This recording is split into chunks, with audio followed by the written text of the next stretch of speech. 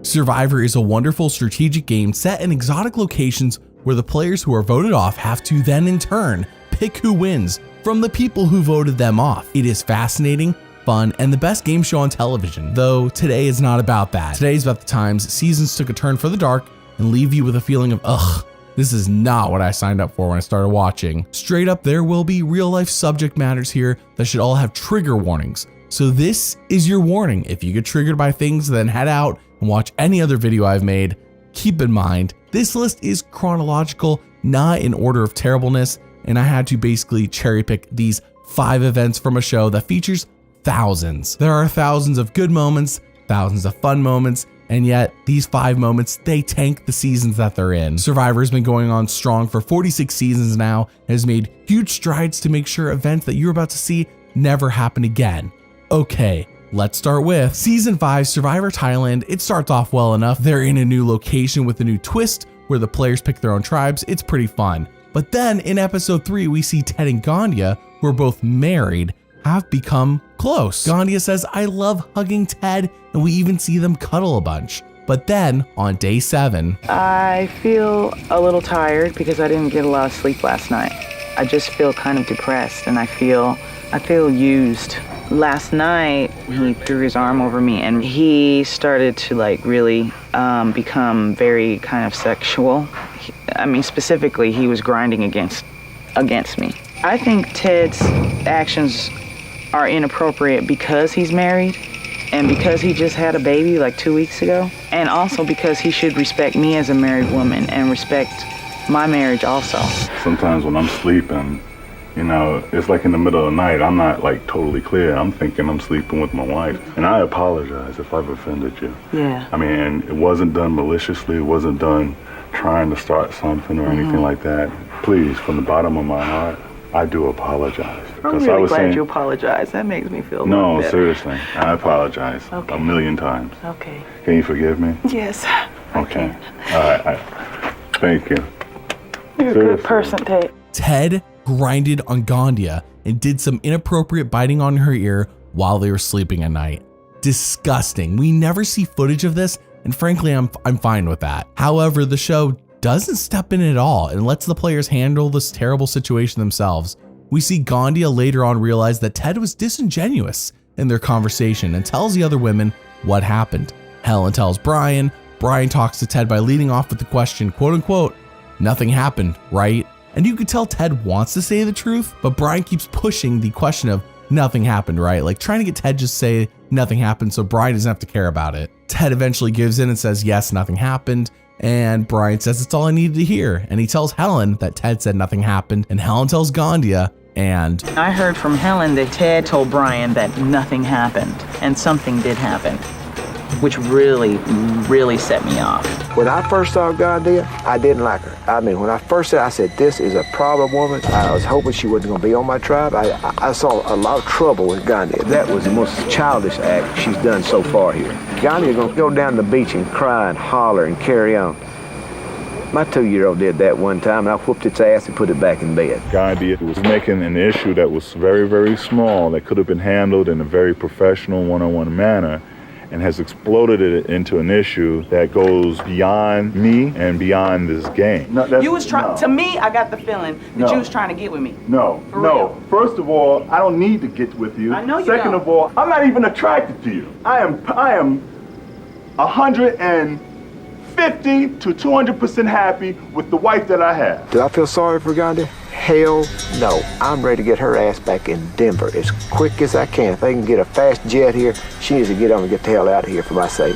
this is a horrible situation that Gandia has found herself in, and the men aren't on her side. The show isn't on her side. In the next episode, we see how she's being left out of the group by everybody. Ted is straight up ignoring her completely, and by the time the episode is done, Gandia is voted off. Ted finishes in the top 5 this season, and Brian wins. There's a reason almost no fan likes season 5, and I think it all begins in episode 3. The season doesn't get much better after this. Let's jump forward 3 seasons to Survivor All-Stars, the only full returnee season in this video, and with that in mind, it will require a bit of historical context. Richard Hatch and Sue Hawk played together on season 1 and were in an alliance together. Since that season was a massive success, they have done so many post-game interviews, press events, parties, you name it. I don't even know everything they've done together. So when they come back to play again, this time they're celebrities. Hatch is in his goofy, arrogant mood, and we see him and Sue have a lot of playful banter in the first few episodes, and even in a secret scene. But what you need to know about Richard is that he is gay and he loves to be naked. He did it a couple of times in his first season and it made him famous, so in this season he does it basically any chance he can get. Cut to episode 5 where both tribes are competing in a challenge, and after falling in the water, Hatch goes naked. I guess what else is new? But then... Come on, Sue. Nicely done. You got it, So, Kat. You got it. Get up there. I want this one. Oh, baby! You're ain't right no more. Want some? Good job. Yeah, right. Some, honey. Go ahead. You got it, Kat. Come on, Kat. Guys, come on. Nobody cares about that stuff. This is gross and dumb, but everyone seems to brush it off fairly fast. Sue decided to wait and then go down that beam where Richard was naked, but then Richard took it way too far when he basically did his little rubbing, grinding thing. It's just dumb all around. Episode 5 actually ends with Richard being voted off, and then in episode 6, Sue makes a shift. She says that the incident of Richard rubbing against her plays over and over and over again in her head, and she says he better be voted off or production better talk to him or she's gonna be angry. Her tribe is confused by her behavior because they're like, she didn't seem to care about this until later. Like, why didn't she just do that the day of? And some people even claim that she's only doing this to get a paycheck from CBS for this incident, meaning lawsuit money. And the story actually leans into that angle a lot. So when they arrive at the next challenge, Richard Hatch, sort of being inappropriate.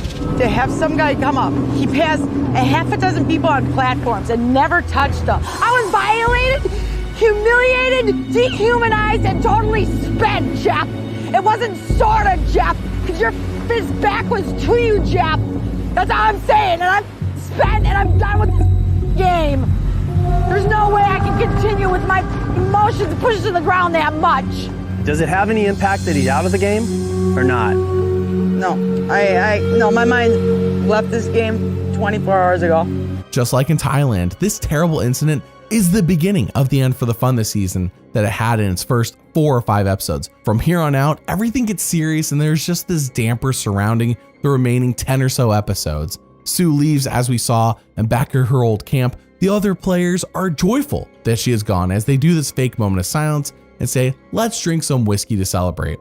Now I will point out that the storytelling is leaning into their side of the story, but yeah, after the season 5 and season 8 incidents, we can only hope Survivor has learned their lesson about handling these types of situations, as it is strongly rumored that Sue did get a fat paycheck out of this. Let's jump again to season 14, Survivor Fiji, and what I can say is actually the least dark moment in this video, but so many fans commented about how this ruins the season for them that I had to include it. You see, we are near the end of the game at this point, and so far it's been kind of a snooze fest. Sure, there are a few people that are well liked, such as Earl and Yao-Man, but boy oh boy does this season otherwise drag on. That is until the car reward challenge pops up with only a few episodes ago, and Dream says, wow, I have never had a car before. Winning this would be amazing. However, Dreams loses the reward challenge, Yao-Man wins, but then Yao-Man decides to strike up a deal with him. I want to see if I can make a deal with the car. There's 6 of us left now, right? Yes, it is.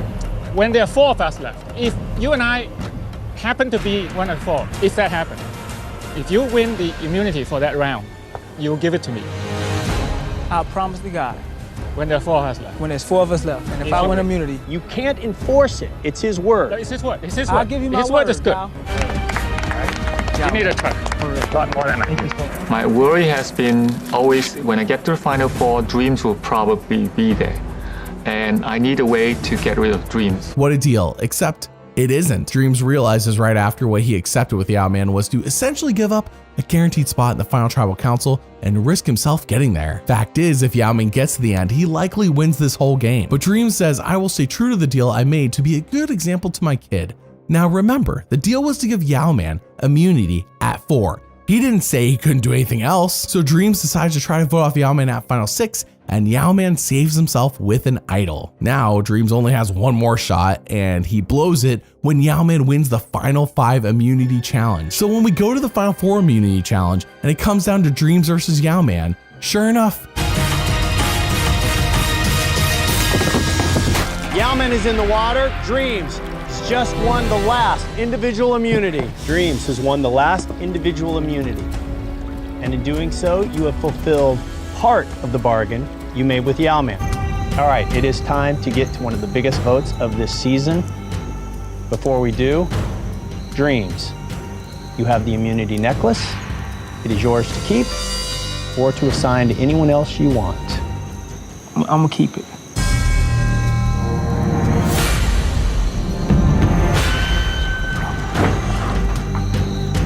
First vote, Cassandra. Yao-Man. 1 vote Cassandra, 1 vote Yao-Man. Yao-Man. 2 votes Yao-Man. 15th person voted out and the 9th member of our jury. Yao-Man. Yao-Man, tribe has spoken. I must point out that this moment sealed the deal for so many fans about the season and Dreams. Yao-Man was the fan favorite by like a mile, and he got screwed. To be fair, Yao-Man says at the final tribal that a deal is a deal. Dreams, you can keep the truck. Obviously, it's yours. But then some of the jury members who are not even a part of this deal at all go off on Dreams in a way that feels frankly racially motivated, and they weren't even the ones who got screwed out of deals. It kind of sucks. It ruins the end of the season. But the season wasn't much to write home about to begin with. Now let's move forward to season 23, Survivor South Pacific. And this time, there's not any necessarily big moment like we've seen before that makes the season go dark, more like a string of small moments that kind of culminate in just having soured the entire experience. We are reintroduced to Coach coming back to play for his 3rd time, and unlike in the past, he will have a lot of success strategically. So he goes from this underdog goofball of his past seasons to this crazed cult leader. Yes, you heard me correctly. Coach will be shown praying, but he will be showy about it and even make the prayers all Coach focused to stroke his own ego. It isn't at all how the Bible calls Christians to be, and Coach is abusing this. What's his name? What was his birth name? It wasn't Coach, it was Benjamin, wasn't it? And you know, they're children, 26, 22. They over there listen to all the Benjamins, Halloween jokes, Chucky the Cheese jokes. They want it. He going out for loyalty, got them feet. Oh, Benjamin's so loyal to you. Come on now. Every day got a story. I wasn't buying it. No. Well, we're also introduced to Brandon Hance, the 19-year-old nephew of Russell Hance, who played with Coach on a past season, and Coach hated Russell. Russell was a massive villain, and Brandon wants to show that not all the Hances are bad people. Brandon tells Coach who he is in episode 2, and from there on out, Coach's demeanor changes with Brandon. Brandon is by no means perfect, as we see him be almost bipolar. One moment he'll be super kind, and the next he'll be like lusting for a girl and say she's being tempting, and he kind of just like goes off. He does apologize to her, but again, he seems to be a bit bipolar. I'm not a doctor, just my observation. Now, Coach has been preaching honesty and trust on all 3 of his seasons, but especially this one. And when he finds an idol, he lies about it and keeps it from Brandon. He says he can't lie as a Christian man, but he can withhold information, which is lying. It's the same thing in this case, since he is purposely misleading Brandon. I say everything to lead into this. So right now, Sophie, Albert, and I know that I have the idol. But people like Rick and Brandon, Edna, want to find the idol. So we've got to pretend like, look, we found it. You know, this whole prayer thing, for me, it doesn't weigh as heavily on my mind because I'm not the one speaking the prayer.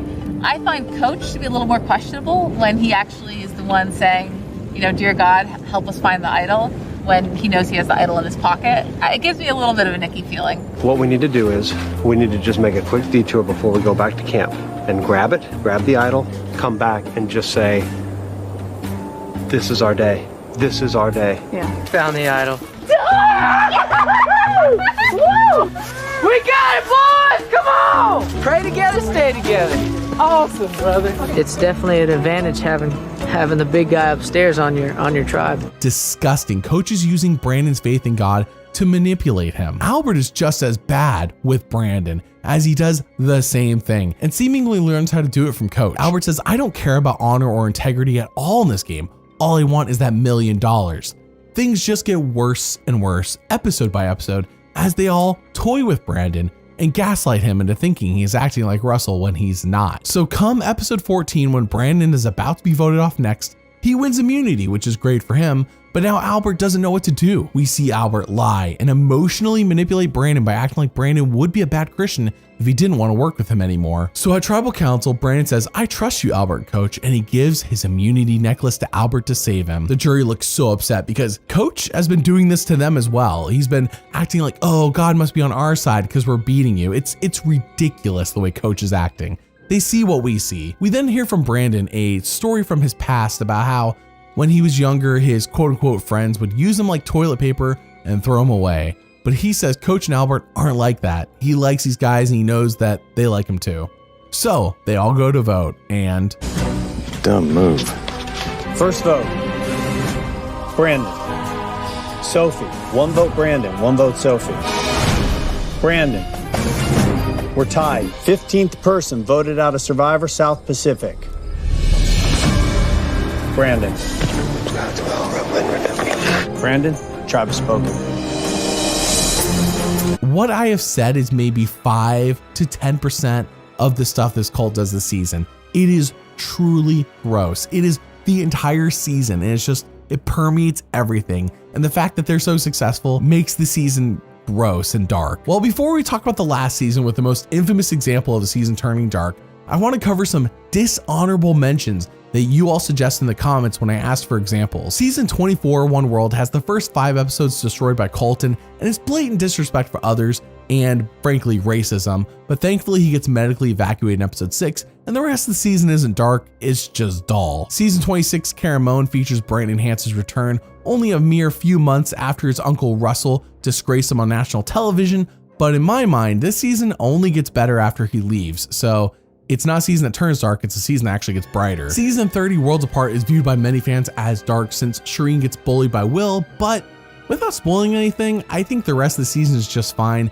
and isn't trashed by this jerk move by Will, because Will is a jerk. So now we end up with season 39, Island of the Idols, with an incident that tanks the season so hard, just like Thailand. It is day 2 and Dan, a talent manager from Los Angeles, is a very touchy-feely person with all the women. Some, like Janet, don't mind, but Kelly and Molly definitely do. Kelly doesn't like being touched in general. She's a germaphobe, as she says, but especially not the way that Dan insists. So she does the mature thing, and despite the risk that it could put a target on her back in this game, she talks to him. I feel like I totally recognize like love language is like your way of like showing that you care. Right. But for me, I'm like, duh, like I'm just like, yeah, so, you know, and like I'm not trying to like reject that. I just like come from such a different like place and like I have culture, to be open you know? to, I'm not thinking, I have to be like, oh God, she doesn't like me because I can't hug her the way Janet can. Like, we're playing Survivor, where it's about fitting and connecting.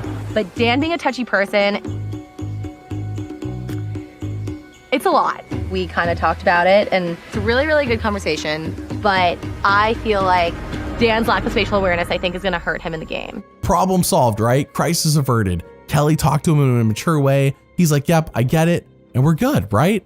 Well, sure, for the next 6 episodes. That is until the merge, when we get our first ever disclaimer at the beginning of a Survivor episode. And wow, is this really going to be that bad? They have never used a disclaimer in the past 38 seasons of the show, and as of the time of this video, they haven't used a disclaimer since. We start off the episode with Missy talking to Kelly about how Dan's hands tend to wander with her and Elizabeth.